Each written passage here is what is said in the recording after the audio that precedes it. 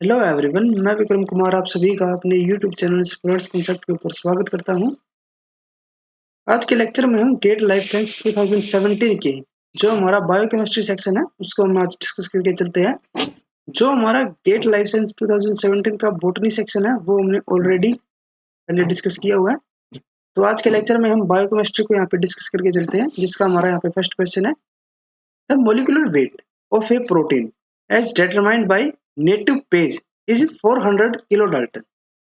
This protein, when run on a non-reducing STS page, gave a band of 200 kilodalton and on a reducing STS page gave a band of 100 kilodalton.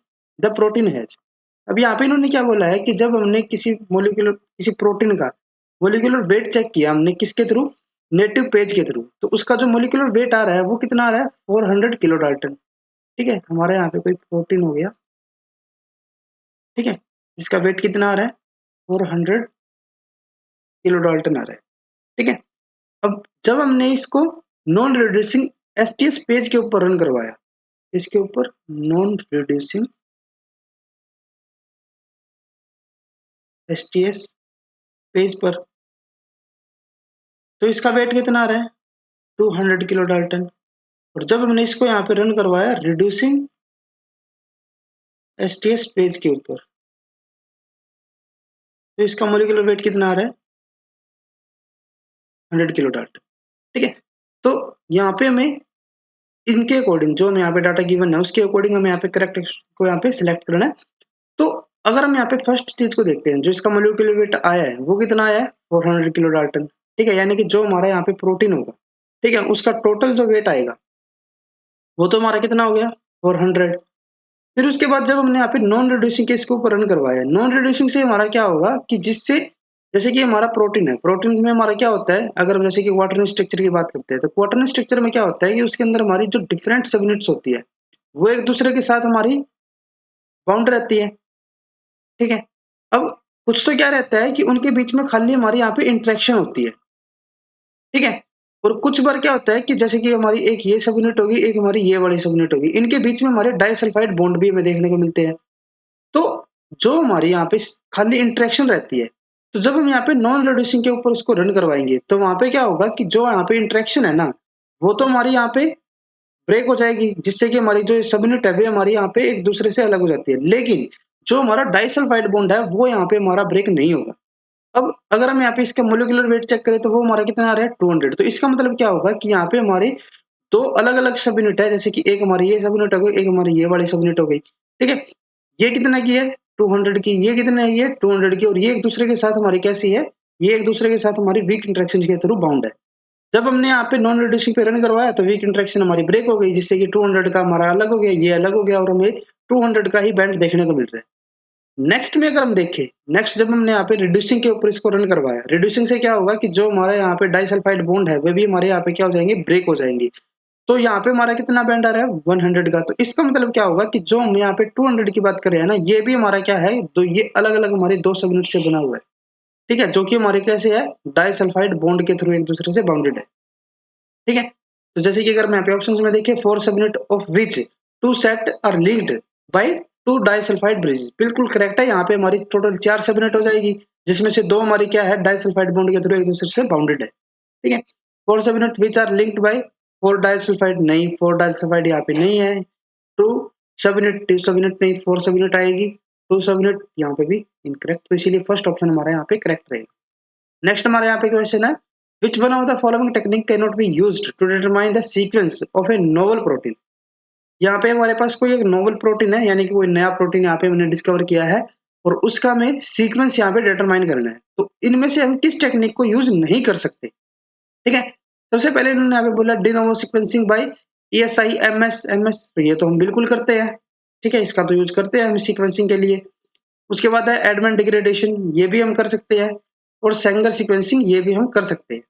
ठीक है, तो ये तो हमारे तीनों जो method है ये तो हम किसी नोवल प्रोटीन के जो सीक्वेंस रहेगा उसको डिटरमाइन करने के लिए हम कर सकते हैं। लेकिन अगर हम यहाँ पे बात करते हैं पेप्टाइड मास फिंगरप्रिंटिंग की, तो इस टेक्निक का यूज हम किसी नए प्रोटीन को यहाँ पे उसके सीक्वेंस को डिटरमाइन करने के लिए नहीं कर सकते। वो क्यों नहीं कर सकते, जैसे अगर मैं यहाँ पे बात करें पेप्टाइड फिंगरप्रिंटिंग मास फिंगरप्रिंटिंग के लिए। तो इसमें क्या होता है, जैसे कि ये हमारा एक प्रोटीन हो गया, इसको हम क्या करते हैं, इसको हम शॉर्ट पेप्टाइड्स के अंदर ब्रेक कर लेते हैं, ठीक है। जैसे कि एक हमारा ये हो गया, ये 4 हमारे पास यहाँ पे शॉर्ट पेप्टाइड हो गए। अब इससे हम क्या करते हैं, इसका जो मास होता है ना, उसको हम यहाँ पे डिटरमाइन करते हैं कि इसका मास कितना है, और इसका जो भी मास आएगा, इसके मास को हम क्या करेंगे, हमारे पास एक ऑलरेडी एक नॉन जीनोम होगा, जैसे कि ये कोई जीनोम हो गया, और उसके अंदर हमें यहाँ पे इसका जो डाटा है ना, हमें ऑलरेडी पता है कि इसके अंदर हमारा कौन सा प्रोटीन है, उसका कितना मोलिकुलर वेट है। तो इसको हम क्या करेंगे, कंपेयर करेंगे। जैसे कि ये हमारा इसका मोलिकुलर वेट 100 आ गया, तो हम क्या करेंगे, जो हमारे पास ऑलरेडी जीनोम है उसके साथ इसको मैच करके चलेंगे कि 100 किलो, अगर हमारा कोई 100 डाल्टन का यहाँ पे कोई प्रोटीन होता है, तो उसका जो सीक्वेंस रहेगा या फिर उसका जो यहाँ पे नाम रहेगा कि वो कौन सा हमारा प्रोटीन होगा या फिर पेप्टाइड होगा, ठीक है, वो हम यहाँ पे इसके साथ मैच करके चलते हैं। लेकिन यहाँ पे इन्होंने क्या बोला कि अगर हमारे पास कोई नोवेल प्रोटीन होगा, तो नोवेल प्रोटीन होगा तो हमारा यहाँ पे जो उसका मास होगा वो भी अलग होगा, और अगर ये मास ही हमारा अलग होगा तो उससे हमारा क्या होगा कि वो हमारा जो ऑलरेडी हमारे पास यहाँ पे नोवेल जीनोम है, हो सकता है कि वो उसके अंदर हमारा अभी तक डिस्कवर ना हुआ हो, ठीक है। तो इसीलिए वहां से हम इसको यहाँ इसका जो सीक्वेंस रहेगा उसको डिटरमाइन नहीं कर पाएंगे। तो इसीलिए हमारा यहाँ पे जो करेक्ट ऑप्शन होगा वो हमारा डी आएगा। नेक्स्ट हमारे यहाँ पे क्वेश्चन है, which type of polyacrylamide gel can be used for analyzing the 4 different protein listed below। हमारे पास यहाँ पे 4 प्रोटीन है और उनके हमारे यहाँ पे जो वेट है और जो उनका पीआई है वो हमें यहाँ पे गिवन है। अब इन्होंने यहाँ पे बोला है कि इन चारों प्रोटीन को एक दूसरे से सेपरेट करने के लिए हम यहाँ पे किस पोलीएक्राइलामाइड जेल को हम यहाँ पे यूज करेंगे। ये हमारे जो 4 ऑप्शन यहाँ पे दिए हुए। तो अगर हम यहाँ पे सबसे पहले बात करते हैं ए ऑप्शन के अंदर जो मैं यहाँ पे दिया हुआ है, यहाँ पे इन्होंने बोला 20% जेल, जो पॉलीएक्राइलामाइड जेल है वो हमारी कौन सी है, 20% है, और जो पीएच है वो हमें कितना गिवन है, 4 to 7। तो अगर हम यहाँ पे पहले बात करते हैं, जो हमारे यहाँ पे मोलिकुलर वेट दिया हुआ है, मोलिकुलर वेट अगर हम यहाँ पे रेंज की बात करें तो वो हमें कितना दिया हुआ है, वो हमें 40 to 60 के बीच में दिया हुआ है, ठीक है। और जो हमारा 20% जेल होता है ना, 20% जेल को हम यूज करते हैं किसके लिए, जब हमारा जो molecular weight 4 to 40 kilo Dalton तक का हो, ठीक है। लेकिन हमारी रेंज तो यहाँ पे ज्यादा है, तो 20 का हम यहाँ पे यूज नहीं करके हम किसका यूज करते हैं यहाँ पे, जो हमारी 12% होता है, ठीक है। 12% से हमारी जो रेंज रहती है वो हमारी कितनी रहती है, वो हमारी रहती है अप्रोक्स 40 to 100, ठीक है। तो इसीलिए ये तो हमारा यहाँ पे नहीं होगा 20%, ठीक है, ये भी नहीं होगा 20% में। उसके बाद अगर हम यहाँ पे बात करें सी ऑप्शन के लिए, तो यहाँ पे हम जेल तो ठीक है, हमारी यहाँ पे भी जेल ठीक है, लेकिन अगर हम यहाँ पे थर्ड ऑप्शन के अंदर सी ऑप्शन में यहाँ पे पीएच की रेंज देखें, तो ये में कितने गिवन है, 3 to 10, यहाँ पे हमें 4 to 7। लेकिन अगर हम यहाँ पे पीआई की बात करें, तो पीआई तो हमारा यहाँ पे कितना है, 8 तो यहाँ पे ही है, और ये तो पीएच इसकी रेंज ही इससे कम हो गई, ठीक है, ये तो इससे ज्यादा हो गया ना, तो ये भी हम यहाँ पे यूज नहीं कर पाएंगे। तो इसीलिए हमारा यहाँ पे जो करेक्ट ऑप्शन रहेगा वो हमारा सी आएगा। नेक्स्ट हमारे यहाँ पे क्वेश्चन है, the number of fragment generated when peptide, ये हमें पेप्टाइड सीक्वेंस गिवन है, is subjected to complete digestion with trypsin are. हमने क्या करना है, इस पूरे पेप्टाइड को ट्रिप्सिन के साथ हमें ट्रीट करवाना है, और हमें यहाँ पे बताना है कि हमारे कितने नंबर ऑफ फ्रेगमेंट यहाँ से हमारे जनरेट होंगे। अगर हम यहाँ पे बात करें ट्रिप्सिन के लिए, तो ट्रिप्सिन हमारा कहाँ पे कट करता है, ये हमारा करेगा लाइसिन और आर्जिनिन के जो हमारे सी टर्मिनल एंड होगा, ठीक है, सी एंड के ऊपर, ठीक है। और उसके अलावा यहाँ पे एक पॉइंट में ध्यान में रखना है कि इसके साथ हमारा कौन सा नहीं होना चाहिए, प्रोलिन नहीं होना चाहिए वहां, ठीक है। जैसे कि अगर हम यहाँ पे देखें तो ये हमारा नहीं है अभी तक, जैसे कि ये हमारा यहाँ पे आ गया एक लाइसिन, ठीक है, तो यहाँ पे तो ये कट करेगा। उसके बाद नेक्स्ट हमारा यहाँ पे फिर से हमारा लाइसिन आ जाता है। लेकिन अगर हम यहाँ पे इस लाइसिन की बात करें तो इसके साथ ही हमारा यहाँ पे क्या है, प्रोलिन है, तो ये यहाँ पे कट नहीं करेगा, ठीक है। जैसे कि ये हमारा कौन सा होगा, एन टर्मिनल होगा, ये हमारा सी टर्मिनल होगा, तो इसके सी टर्मिनल पे हमें कट करना है, तो एक तो ये यहाँ पे कट करेगा, यहाँ पे जब कट करने को जाएगा तो यहाँ पे तो हमारा क्या हो गया, प्रोलिन हमें मिल गया, तो यहाँ पे तो ये कट नहीं करेगा। उसके बाद नेक्स्ट ये हमारा नहीं है यहाँ पे आर, ठीक है, यानी कि हमारा यहाँ पे अर्जिनिन पे भी ये कट कर देगा, ठीक है। उसके बाद यहाँ पे नहीं होगा यहाँ पे, लेकिन यहाँ पे हमारा फिर से प्रोलिन हो गया, तो यहाँ पे भी कट नहीं होगा। तो यानी कि 2 जगह पे हमारा कट हुआ, एक यहाँ पे कट हो गई है, एक यहाँ पे कट लगेगा। तो हमारे फ्रेगमेंट कितने हुए, 1 2 3, यहाँ पे 3 हमारे यहाँ पे फ्रेगमेंट में देखने को मिलेंगे। नेक्स्ट हमारे यहाँ पे क्वेश्चन है, puromycin is structural analogue of, जो हमारा प्यूरोमाइसिन होता है वो हमारा किसका स्ट्रक्चरल एनालॉग होता है? ये हमारा एनालॉग होता है टायरोसाइल टीआरएनए का। ठीक है, इसकी तरह ये एक टीआरएनए मिमिक की तरह यहाँ पे काम करेगा और ये क्या करता है, जो हमारी ट्रांसलेशन प्रोसेस होती है उसके अंदर ये क्या करता है, इनहिबिशन करेगा। ट्रांसलेशन इनहिबिशन में हमारा वहाँ पे काम आता है। ठीक है, तो ये हमारा क्या होता है, ये हमारा टायरोसाइल टीआरएनए की तरह वहाँ पे मिमिक करेगा। ठीक है, जैसे कि ये हमारे 3 साइट में देखने को मिलती है, ये हमारे यहाँ पे राइबोसोम हो गए। ठीक है, तो उसके अंदर जैसे कि हमें यहाँ पे 3 साइट में देखने को मिलती है ना, ई पी ए, ये क्या करेगा, ये हमारा ए साइट के ऊपर बाउंड होगा। जो हमारी यहाँ पे पॉलीपेप्टाइड चेन होगी टीआरएनए के पास, वो क्या हो जाती है, इसके पास ट्रांसफर हो जाएगी और ये इसके ऊपर ट्रांसफर होने के बाद ये क्या कर लेता है, यहाँ से डिटैच होके यहाँ से चला जाता है और जिससे हमारे जो ट्रांसलेशन प्रोसेस है वो हमारे वहाँ पे इनिबिट हो जाती है। ठीक है, तो ये हमारा किसका एनालॉग हुआ, टायरोसाइल टीआरएनए। नेक्स्ट हमारा यहाँ पे क्वेश्चन है, which one of the following enzyme is responsible for arsenic toxicity. जो आर्सेनिक टॉक्सिसिटी होती है वो हमारी उसके अंदर जो हमारा एंजाइम यहाँ पे इन्वॉल्व होता है वो हमारा कौन सा होता है, वो हमारा होगा पायरुवेट डिहाइड्रोजनेज। इसके अंदर कुछ ज्यादा बताने का नहीं है, तो सिंपली आपको यहाँ पे याद में रखना है कि जो हमारा आर्सेनिक टॉक्सिसिटी होती है वो हमारे किसकी उससे होती है, पायरुवेट डिहाइड्रोजनेज से। नेक्स्ट हमारे यहाँ पे क्वेश्चन है, which one of the following which one is true for the Calvin cycle. Calvin cycle के यहाँ पे ट्रू स्टेटमेंट को सिलेक्ट करना है।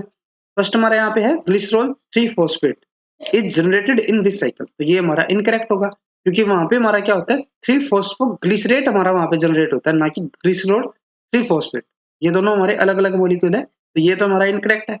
नेक्स्ट है CO2 is not consumed in this cycle, ये तो बिल्कुल होगा। ठीक है, CO2 तो हमारे वापस इनिशियल स्टेप में क्या होती है, कंज्यूम होगी, तो यहाँ पे इन्होंने नॉट बोला हुआ है तो इसीलिए ये भी हमारी क्या हो जाएगी, इनकरेक्ट। नेक्स्ट है this is reductive pentose phosphate pathway, तो ये तो बिल्कुल करेक्ट है क्योंकि कैल्विन साइकिल का जो दूसरा नाम ही होता है वो हमारा क्या होता है, रिडक्टिव पेंटोज फॉस्फेट साइकिल, तो ये तो हमारा यहाँ पे करेक्ट होगा, ट्रू होगा, तो यानी कि यही हमारा यहाँ पे करेक्ट ऑप्शन भी होगा। लास्ट है हमारा यहाँ पे ribose 5 phosphate is carboxylation substrate in this cycle, तो ये हमारा यहाँ पे इनकरेक्ट होगा क्योंकि जो राइबोज 5 फॉस्फेट है ये हमारा वहां पे होता जरूर है कैल्विन साइकिल के अंदर, लेकिन वो हमारा कार्बोक्सिलेशन के लिए सबस्ट्रेट नहीं होगा। ठीक है, तो इस पॉइंट पे ये हमारा यहाँ पे इनकरेक्ट है, तो इसीलिए ये भी हमारा इनकरेक्ट हो गया, तो जो हमारा सी ऑप्शन होगा वो हमारा यहाँ पे करेक्ट। नेक्स्ट हमारे यहाँ पे क्वेश्चन है, administration of primaquine causes severe haemolytic anaemia because it. अब यहाँ पे मैं क्या दिया हुआ है, यहाँ पे मैं बोला हुआ है प्रीमाक्विन के लिए। प्रीमाक्विन क्या होता है, ये हमारी जो मलेरिया डिजीज होती है उसके अंदर हम इस ड्रग को यहाँ पे यूज करते हैं इसको क्योर करने के लिए। लेकिन कुछ केसेस के अंदर हमें ऐसा देखने को मिला है कि जो हमारे यहाँ पे प्रीमाक्विन है इसका हमारा साइड इफेक्ट होता है।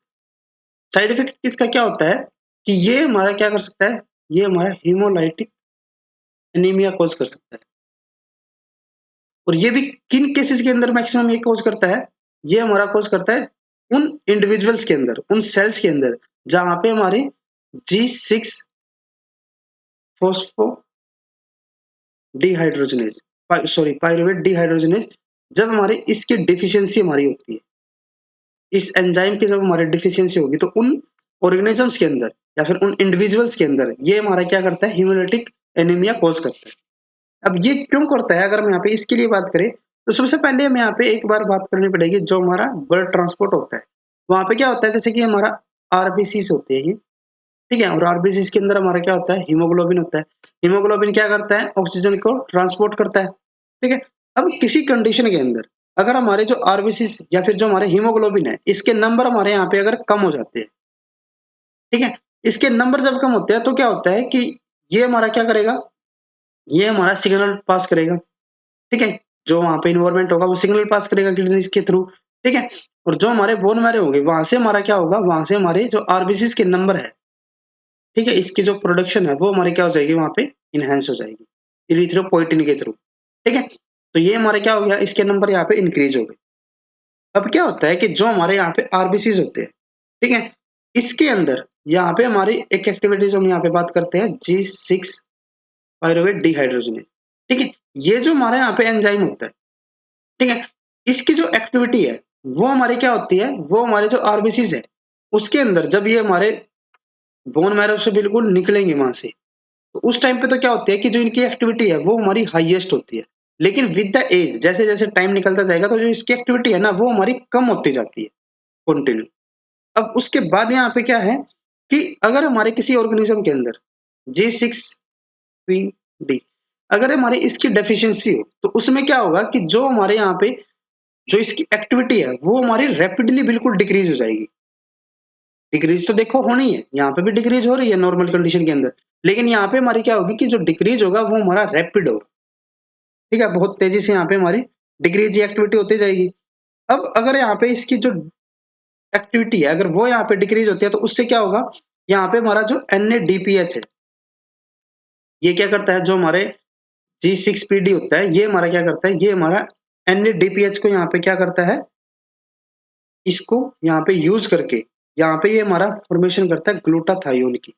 और जो ग्लूटाथायोन होता है, ठीक है, ये हमारा क्या करता है, ये हमें जो आरबीसी है उसको प्रोटेक्ट करता है। आरबीसी प्रोटेक्शन करेगा इसके थ्रू, किससे करेगा ये प्रोटेक्शन, जो भी हमारे यहाँ पे स्ट्रेस हो, जैसे कि हमारे यहाँ पे जो प्रीमा क्वीन है। ठीक है, अब ये सब किसके थ्रू हो रहा है, ये सब हमारा यहाँ पे हो रहा है G6PD के थ्रू। अब अगर इसकी एक्टिविटी ही यहाँ पे क्या हो गई हमारी, डिक्रीज हो गई बिल्कुल। ठीक है, इसकी एक्टिविटी जो कि हम यहाँ पे इस पर्टिकुलर इंडिविजुअल की बात कर रहे हैं, तो अगर इसकी एक्टिविटी यहाँ पे डिक्रीज होगी तो उससे क्या होगा कि जो हमारे यहाँ पे NADPH है वो हमारा यहाँ पे ज्यादा यूज अब नहीं हो पाएगा। ठीक है, लेकिन हमें तो यहाँ पे NADPH यूज करना है। वो क्यों करना है, क्योंकि जो हमारा यहाँ पे प्रिमाक्विन है ये हमारा क्या कर रहा है, यहाँ पे एक ऑक्सीडेटिव स्ट्रेस जनरेट कर रहा है। ठीक है, और इससे प्रोटेक्शन के लिए हमें क्या चाहिए, ग्लूटाथायोन चाहिए। ठीक है, और ग्लूटाथायोन हमारा कहाँ से आएगा, जब हम यहाँ पे NADPH यूज करेंगे। और अगर हम यहाँ पे NADPH हम यहाँ पे यूज नहीं कर पा रहे क्योंकि हमारे यहाँ पे जो G6PD है उसकी हमारी डेफिशिएंसी होने से इसकी जो यहाँ पे एक्टिविटी है वो हमारी डिक्रीज हो चुकी है। तो उसको यहाँ पे मेंटेन करने के लिए हम क्या करते हैं, यहाँ पे हमें NADPH और भी ज्यादा अमाउंट में चाहिए। ठीक है, और इसी वजह से यहाँ पे क्या होता है, यहाँ पे हमारा एक हेमोलाइटिक एनीमिया की कंडीशन जनरेट हो जाती है, क्योंकि यहाँ पे जो डायबिटीज है इसके प्रोटेक्शन तो हम यहाँ पे नहीं कर पा रहे। ठीक है, क्योंकि इसकी तो यहाँ पे डेफिशिएंसी होगी, तो यहाँ पे इसकी जो डिमांड होगी NADPH की वो हमारी क्या हो जाती है, बहुत ही ज्यादा हो जाती है। और ये डिमांड यहाँ पे क्योंकि पूरी नहीं हो पाती, तो इसी वजह से यहाँ पे क्या होगा कि जो हमारे आरबीसीज है वो हमारे बस्ट हो जाते हैं, जिसकी वजह से यहाँ पे हीमोलाइटिक एनीमिया की कंडीशन हमें देखने को मिलती है। ठीक है, तो अगर हम यहाँ पे ऑप्शंस के ऊपर चलते हैं तो फर्स्ट हमारा क्या है, increase the demand of NADPH to a level that can not be meet. तो ये बिल्कुल करेक्ट रहेगा, क्योंकि यहाँ पे जो NADPH की जो डिमांड है वो बहुत ज्यादा इंक्रीज हो जाती है। ठीक है, तो इसीलिए यहाँ पे जो फर्स्ट ऑप्शन होगा वो हमारा यहाँ पे करेक्ट रहेगा। नेक्स्ट हमारा यहाँ पे है, which one of the following will not form lipid bilayer. इनमें से हमारा कौन सा लिपिड बाइलेयर के अंदर हमारा उनके फॉर्मेशन के अंदर हमारा यूज नहीं होगा। फर्स्ट हमारा यहाँ पे है कोलेस्ट्रॉल, ये तो हमारा यूज होता है। फिर हमारा यहाँ पे फोस्फेटिडाइल इथेनोलामाइन, ये भी हमारा होता है। फोस्फेटिडाइल सीरिन, ये भी हमारा होता है। ट्राइएसाइल ग्लिसरॉल, ये हमारा लिपिड बाइलेयर के अंदर यूज नहीं होता, तो इसीलिए यही हमारा यहाँ पे करेक्ट ऑप्शन रहेगा। नेक्स्ट है यहाँ पे, which one of the following feature is not appropriate for FAB fragment of IgG। जो हमारे यहाँ पे इम्यूनोग्लोबुलिन G होता है, ठीक है, उसके लिए मैं यहाँ पे नॉट अप्रोप्रिएट, जो हमारे इसके जो ये दो अलग अलग यहाँ पे फ्रेगमेंट होते हैं, एक हमारा यहाँ पे जो FAB रीजन हो गया, एक हमारा FC रीजन हो गया, तो हमें यहाँ पे FAB जो हमारा रीजन है उसके अकॉर्डिंग यहाँ पे हमें इनकरेक्ट स्टेटमेंट को सिलेक्ट करना है।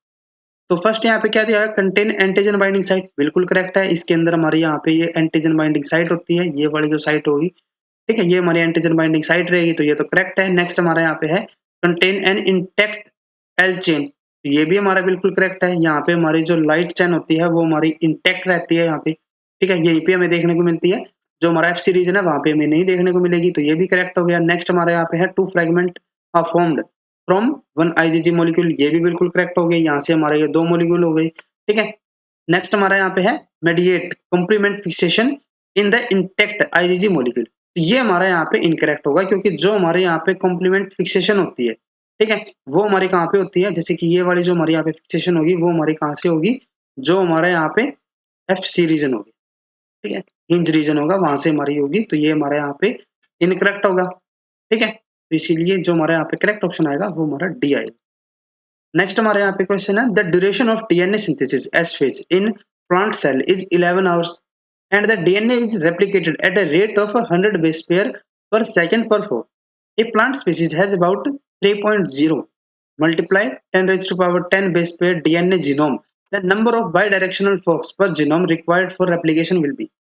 यहाँ पे हमारे पास क्या है कि कोई एक सेल है, उसके अंदर जो डीएनए सिंथेसिस हो रही है वो हमारा कितना है, वो हमारा हो रहा है 11 आवर्स के अंदर, ठीक है। और जो डीएनए रेप्लिकेशन हो रही है वो हमारी किस रेट से हो रही है, वो हमारी हो रही है 100 बेस पेयर पर सेकंड पर फोर, ठीक है। टोटल टाइम हमें कितना लग रहा है, 11 आवर।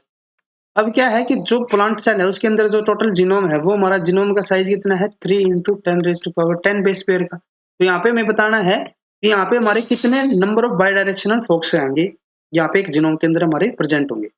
तो अगर हम यहाँ पे 100 बेस पेयर पर सेकंड पर फोक, यानी कि एक फोक से एक सेकंड के अंदर हमारे इतने बेस पेयर रेप्लिकेट हो रहे हैं, तो 11 आवर्स के अंदर हमारे एक, अगर मैं फोर की बात करूं तो वहां से हमारे कितने होंगे, 100 बेस पेयर है।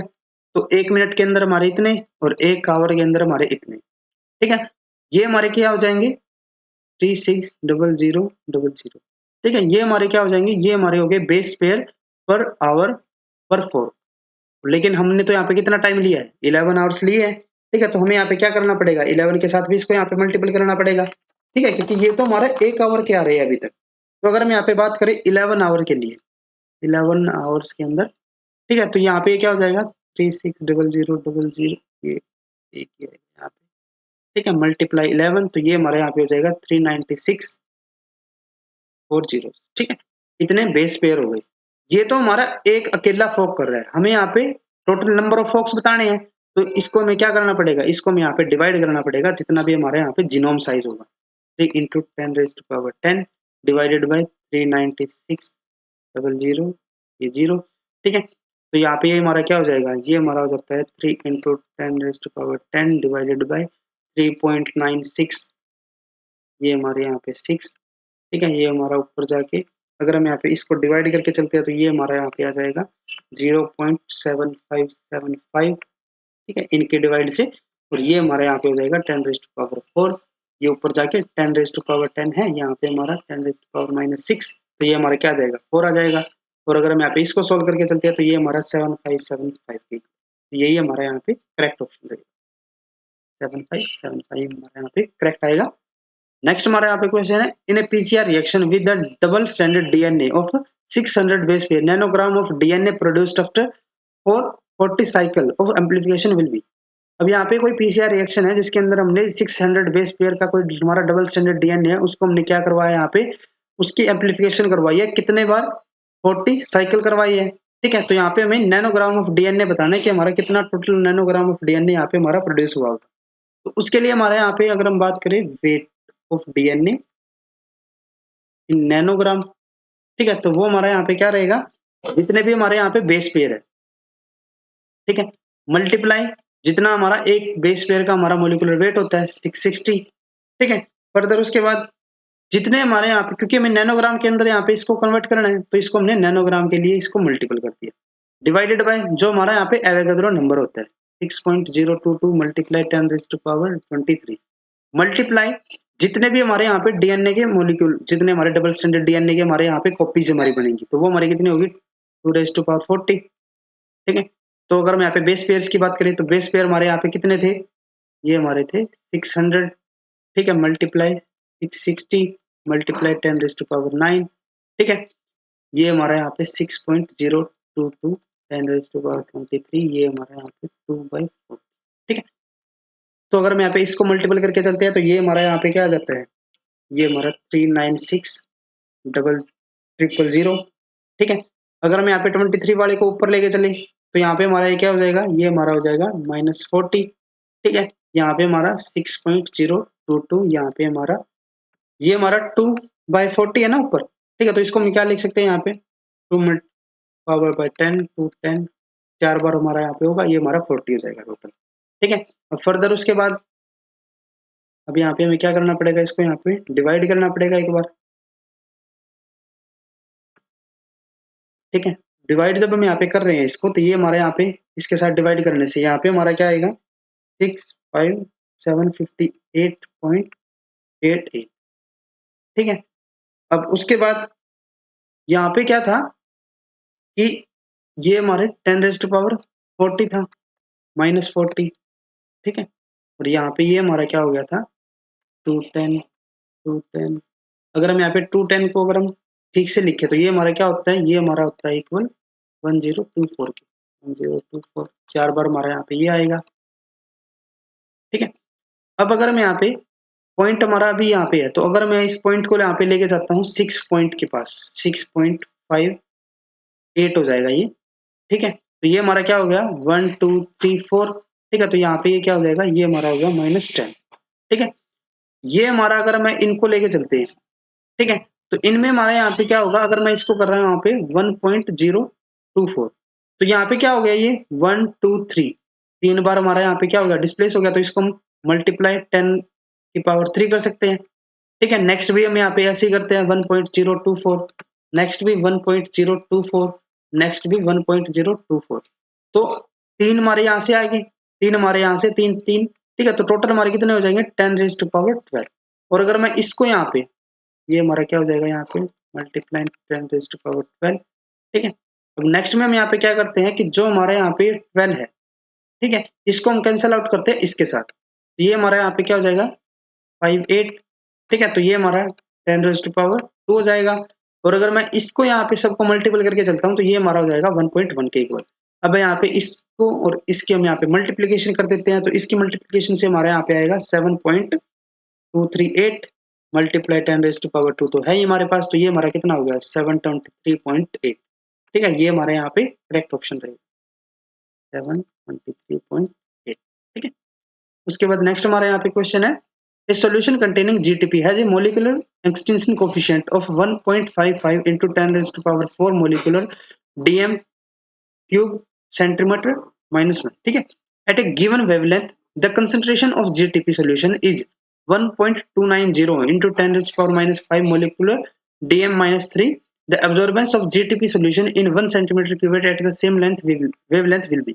यहाँ पे हमें एब्जॉर्बेंस बतानी है, और एब्जॉर्बेंस का हमारा फॉर्मूला क्या होता है ECl। ठीक है, ये हमारा मोलर एक्सटेंशन कोफिशिएंट होगा, तो ये हमारा क्या हो गया 1.55 into 10 raised to power 4।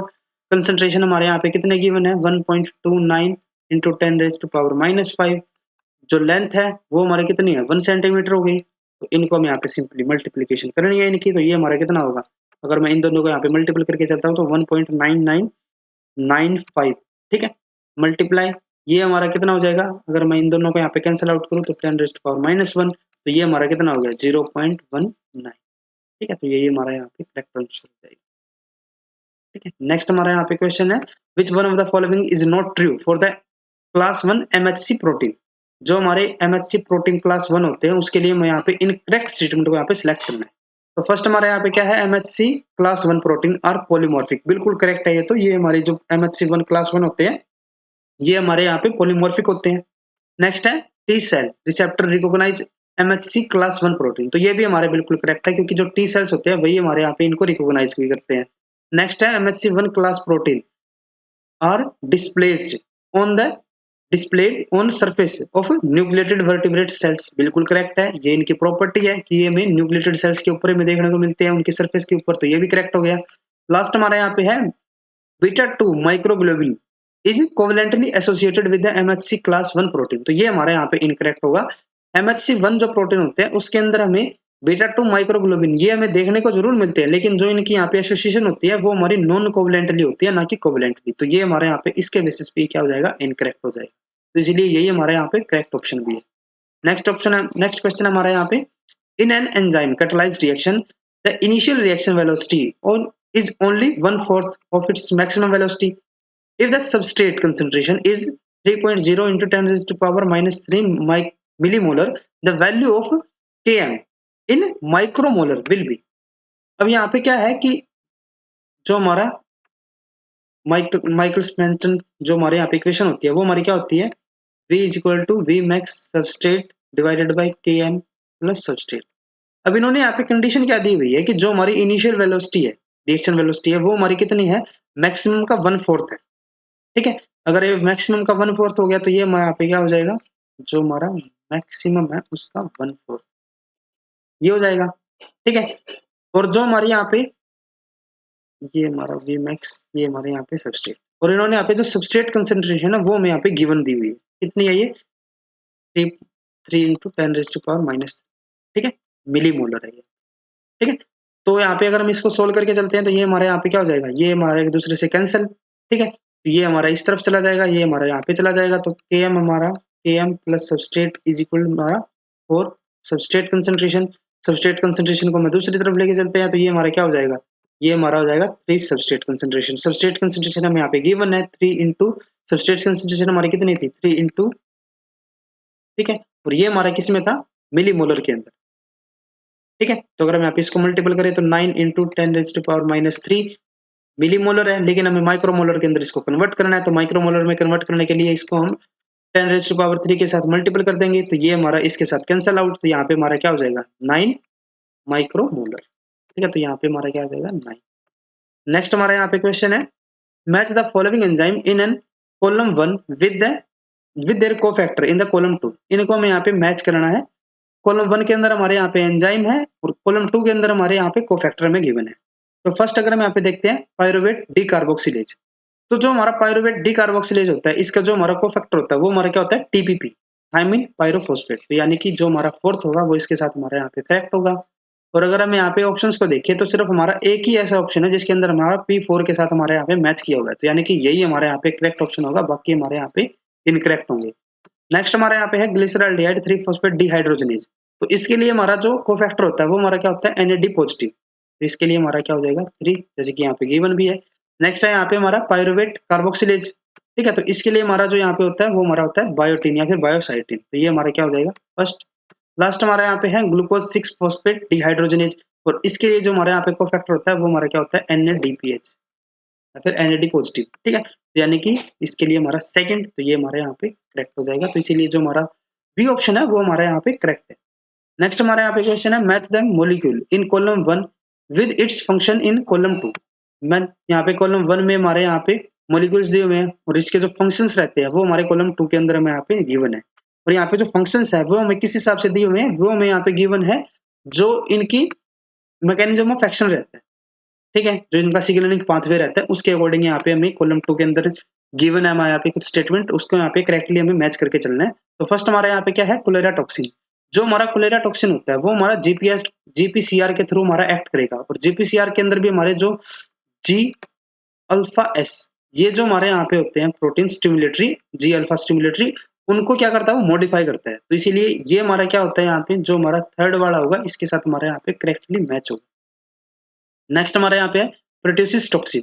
ये हमारा क्या करता है, ये हमारा जो हमारा कोलेरा था वो तो हमारा जी अल्फा स्टिमुलेटरी के थ्रू, जो हमारा यहाँ पे प्रोट्यूसिस होगा ये हमारा किसके थ्रू करता है, ये हमारा मॉडिफाई करता है जी अल्फा इनहिबिटरी को, ठीक है। तो यहाँ पे ये क्या करेगा, ये हमारा हो जाएगा फर्स्ट के साथ। नेक्स्ट हमारे यहाँ पे है IP3। IP3 हमारा यहाँ पे क्या करता है, ये हमारा जो कैल्शियम लेवल होता है, ठीक है, इंट्रासेलुलर, उसको क्या कर देता है, ये इंक्रीज करता है, ठीक है। जो हमारे IP2 होते हैं ये हमारे क्या करते हैं, ये हमारे DAG और IP3 के अंदर हमारे यहाँ पे कन्वर्ट होते हैं। जो हमारा IP3 होता है ये हमारा ER से कैल्शियम को रिलीज करवाता है, ठीक है। तो यहाँ पे इसके लिए फोर्थ आएगा। नेक्स्ट हमारे यहाँ पे कैफीन। कैफीन हमारे यहाँ पे क्या करता है, जो हमारे यहाँ पे CAMP फॉस्फोडाइएस्ट्रेज होता है उसको इनहिबिट करता है, तो यानी कि इसके लिए हमारे यहाँ पे क्या होगा सेकंड, ठीक है। तो अगर हम यहाँ पे ऑप्शंस के अकॉर्डिंग चले तो 3-1, फर्स्ट में हमारे यहाँ पे 3-1 दिया हुआ है, यहाँ पे हमारा 4-1, ये हमारा 4-2, यहाँ पे हमारा 3-1, तो यानी कि बी और सी तो हमारे इनकरेक्ट हो गए। फिर हमारा 4 and 2, यहाँ पे हमारा 2-4, तो ये भी हमारा इनकरेक्ट, तो इसीलिए ए ऑप्शन हमारा यहाँ पे करेक्ट रहेगा। नेक्स्ट हमारे यहाँ पे क्वेश्चन है, in an in vitro dehydrogenation reaction of succinate catalyzed by succinate dehydrogenase melanot is added. Which one of the following curves represent the effect of melanate in on a catalysis of a succinate dehydrogenase? अब यहाँ पे हम क्या कर रहे हैं, हम यहाँ पे इन विट्रो डिहाइड्रोजनेशन रिएक्शन करवा रहे हैं किसकी, सक्सिनेट की, और किसके थ्रू, सक्सिनेट डिहाइड्रोजनेज की। और यहाँ पे हमने क्या कर दिया, मेलोनेट को यहाँ पे ऐड कर दिया। तो यहाँ पे आपको याद होना चाहिए कि जो हमारा सक्सिनेट डिहाइड्रोजनेज होता है, ठीक है, और जो हमारे मेलोनेट होते हैं, तो मेलोनेट क्या करता है, ये हमारा सक्सिनेट डिहाइड्रोजनेज के लिए एक कॉम्पिटिटिव इनहिबिटर की तरह काम करता है, कॉम्पिटिटिव इनहिबिटर के लिए, ठीक है। अब यहाँ पे हमें क्या करना है कि जो इनकी यहाँ पे अब रिएक्शन होगी, ठीक है, जो सक्सिनेट की यहाँ पे कैटालिसिस हो रही है सक्सिनेट डिहाइड्रोजनेज और मेलोनेट की प्रेजेंस में, तो उसके लिए हमारा यहाँ पे जो कर्व रहेगा वो हमारा कौन सा यहाँ पे करेक्ट होगा। अब जैसे कि हमने लाइन वीवर वर्क यहाँ पे हमने जो कर्व देखे थे, ठीक है, तो उसके अंदर हमारा जो कॉम्पिटिटिव इनिवेटर के लिए जो हमारा यहाँ पे कर्व होता था वो हमारा कौन सा आता था, जो यहाँ पे हमारा ए में गिवन है, ठीक है, तो यही हमारा यहाँ पे क्या हो जाएगा, ये हमारा यहाँ पे करेक्ट ऑप्शन रहेगा। बाकी के हमारे जो कर्व रहेंगे वे हमारे यहाँ पे इनकरेक्ट रहेंगे, ठीक है, इसके लिए, क्योंकि ये बाकी के हमारे जो नॉन कॉम्पिटिटिव या फिर अनकॉम्पिटिटिव उनके लिए हमारे यहाँ पे ग्राफ है, ये तो हमारा किसी के लिए भी ग्राफ नहीं है, ठीक है, तो इसीलिए कॉम्पिटिटिव के लिए जो हमारे यहाँ पे ग्राफ है वो सिर्फ हमारे यहाँ पे फर्स्ट वाला है, तो इसलिए यही हमारे यहाँ पे करेक्ट ऑप्शन होगी। नेक्स्ट हमारे यहाँ पे क्वेश्चन है, cardiotonic steroid have ability to strengthen the heart muscles contraction due to the fact that this steroid, जो हमारे कार्डियोटोनिक स्टेरॉइड होते हैं उनकी एक एबिलिटी होती है कि वो क्या करते हैं, जो हार्ट मसल कॉन्ट्रैक्शन होते हैं उसको स्ट्रेंथ प्रोवाइड करते हैं।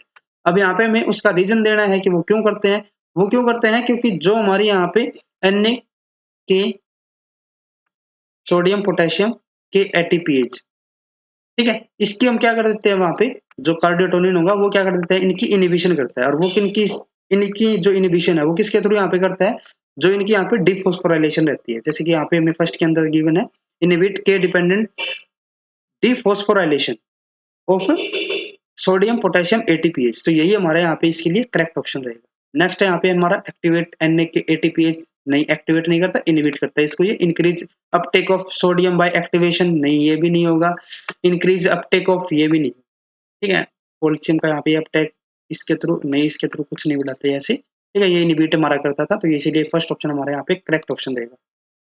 उसके बाद आज का हमारे यहाँ पे लास्ट क्वेश्चन है, in newly isolated circular plasmid given gave two band of 3.2 and 3 kb on digestion with echo R1 and two bands of 5.0 kb and 1.2 kb on digestion with BAM H1. Double digestion with echo R1 and BAM H1 yielded 4 band 2.6 kb, 2.4 kb, 0.8 kb and 0.4 kb. Digestion with SL1 led to disruption of ampicillin resistance gene cassette. The correct restriction map is, अब यहाँ पे हमारा कोई circular एक यहाँ पे हमें plasmid देखने को मिला, इसके अंदर जब हम यहाँ पे इसको ट्रीट कर रहे हैं किसके साथ, इको R2 के साथ, ठीक है, तो यहाँ पे हमें दो बैंड देखने को मिल रहे हैं, एक हमारा है 3.2, एक हमारा है 3 का, ठीक है, तो यानी कि जैसे पे एक बीच सी में हमारा यहाँ पे हो जाएगा, ठीक है, तो ये हमारी इको R1 की साइट, यहाँ पे भी हमारी इको R1 की साइट हो गई, ठीक है। फिर जब हम यहाँ पे इसको कट कर रहे हैं किसके साथ, BAM H1 के साथ, तो यहाँ पे हमारा जो बैंड हमें देखने को मिल रहा है वो हमारा 5 और 1.2 का है, ठीक है, जैसे कि एक हमारा यहाँ पे हो जाता है, ठीक है, और इसके पास में ही हमारा यहाँ पे एक और हो जाएगा, ये हमारे से 1.2, ये हमारा 5 का हो जाएगा, तो ये हमारी BAM H1 की साइट हो गई। अब फर्दर इन्होंने यहाँ पे नेक्स्ट में क्या बोल दिया कि जब हम यहाँ पे दोनों के साथ इसको ट्रीट करके चल रहे हैं, तो यहाँ पे हमें 4 हमें बैंड देखने को मिल रहे हैं, तो 4 हमारे यहाँ पे हमें बैंड देखने को मिल जाएंगे। साइज हमें यहाँ पे, अगर हम यहाँ पे मैप्स के अकॉर्डिंग चले तो साइज में हमें किसी के अंदर भी यहाँ पे गिवन नहीं है, तो हमें यहाँ पे साइज के ऊपर ज्यादा यहाँ पे फोकस नहीं करना। उसके बाद इन्होंने यहाँ पे नेक्स्ट क्या बोला, digestion with Sal 1 led to the disruption of ampicillin resistance के जीन कैसेट। अब जो हमारा ये सर्कुलर प्लाज्मिड है इसके पास हमारी क्या है, एम्पिसिलिन रेजिस्टेंस एक्टिविटी है इसके पास, ठीक है, और जब हमने यहाँ पे इसको ट्रीट कर दिया किसके साथ, सेल 1 के साथ, ठीक है, जब हमने यहाँ पे सेल 1 के साथ इसको डाइजेस्ट करी तो इससे क्या होगा कि जो इसके एम्पिसिलिन रेजिस्टेंस एक्टिविटी होगी वो हमारे यहाँ पे क्या हो जाती है, डिसरप्ट हो जाती है, ठीक है। अब ये डिसरप्ट कब हो सकती है, इसका मतलब क्या होगा कि जो हमारे यहाँ पे एम्पिसिलिन जो रेजिस्टेंस जो जीन कैसेट होगा, जैसे कि यहाँ पे हम सपोज करके चलते हैं हमारा एम्पिसिलिन रेजिस्टेंस जो जीन कैसेट है वो हमारा यहाँ पे प्रेजेंट है, ये हमारा जो सीक्वेंस है ये हमारा एम्पिसिलिन रेजिस्टेंस के लिए हमारा यहाँ पे रिस्पॉन्सिबल है, ठीक है। तो इसके अंदर ही हमारे यहाँ पे क्या होगा, जो हमारे यहाँ पे सेल 1 हमारी जो यहाँ पे साइट होगी, क्योंकि जब हम यहाँ पे इसके अंदर जब हमारी यहाँ पे ये साइट है, जब हम यहाँ पे इस एंजाइम के साथ इसको ट्रीट करेंगे तो यहाँ पे ये क्या करेगा, क्लीव करेगा, जिससे कि हमारे जो दोनों के दोनों ये यहाँ पे कैसेट होंगे ये हमारे यहाँ पे डिसरप्ट हो जाएगा, ठीक है। तभी तो होगा ना जब हमारा यहाँ पे एम्पिसिलिन के अंदर हमारा सेल 1 साइट होगी, ये हमारा जो गिवन है ना यहाँ पे, ये हमारा कोई हमारे यहाँ पे काम का ज्यादा नहीं है, ठीक है। हमें आगे बस यूं चेक करना है कि जो हमारा एम्पिसिलिन रेजिस्टेंस जो हमारे यहाँ पे जीन कैसेट रहेगा उसके अंदर हमारा सेल 1 वाला होना चाहिए, तभी तो ये जब इसकी डिस्क्रिप्शन होगी तभी हमारी इसकी एक्टिविटी भी यहाँ पे डिसरप्ट होगी। तो यहाँ पे अगर हम फर्स्ट में देखते हैं तो यहाँ पे हमारा ये वाला एम्पिसिलिन रेजिस्टेंस हो गया, ठीक है, और सेल 1 हमारा यहाँ पे में दिया हुआ है, तो अगर हम यहाँ पे इससे कट करेंगे तो अगर इससे कट करने से तो हमारा एम्पिसिलिन के ऊपर तो हमारा कोई इफेक्ट पड़ेगा ही नहीं, ठीक है, तो ये हमारा इनकरेक्ट है। नेक्स्ट में यहाँ पे जैसे कि यहाँ पे हमें गिवन है, यहाँ पे हमें एम्पिसिलिन रेजिस्टेंस जिंक एसिड के अंदर हमारे यहाँ पे सेल 1 साइट दी हुई है, तो जो हम इसको यहाँ पे डाइजेस्ट करवाएंगे तो इसकी एक्टिविटी क्या हो जाएगी, डिसरप्ट हो जाएगी। ठीक है, तो ये हमारा यहाँ पे करेक्ट ऑप्शन होना चाहिए। नेक्स्ट हमारा यहाँ पे है, यहाँ पे हमें एम्पिसिलिन दिया हुआ है, यहाँ पे हमें सेल 1 फिर से बाहर दे दिया, तो ये इनकरेक्ट।